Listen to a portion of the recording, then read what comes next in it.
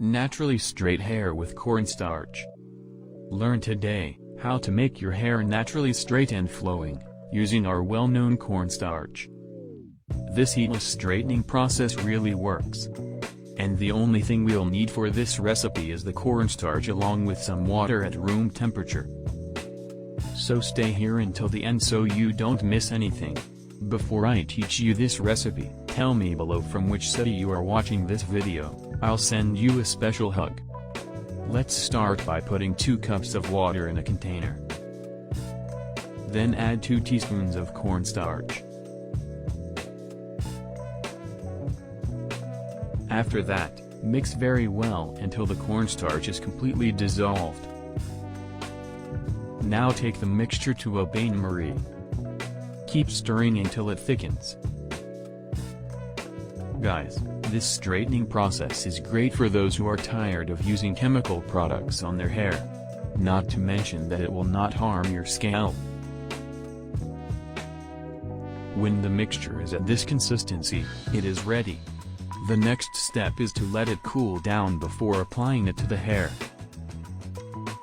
And to help the result even more, you can apply some coconut oil on the scalp. Remember that this is totally optional, it's up to you. But the cornstarch mixture is already sufficient for straightening.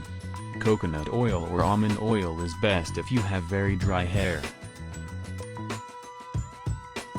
If your hair is naturally oily, apply only the mixture of water and cornstarch. Gently rub the mixture into the hair all at once. Then tie your hair up tightly and put on a thermal cap. Let it rest for 30 to 40 minutes. Then wash your hair as usual and you will notice that it will be really smooth. Similar to a progressive, the hair will be very easy to comb. The result usually improves every time you use this mixture, so do it 3 times a week. It will be smoother, shinier, and slightly stiffer, which helps a lot to avoid frizz. I hope you do it at home, because I'm sure this recipe will be very useful for you. Don't forget to tell me all about it later, okay? And today's message is in Proverbs chapter 27 verse 17. As iron sharpens iron, so a man sharpens his fellow. Solomon states that this is also true of our character. It is sharpened in interaction with others. Conflict and adversity are an indisputable part of life after sin.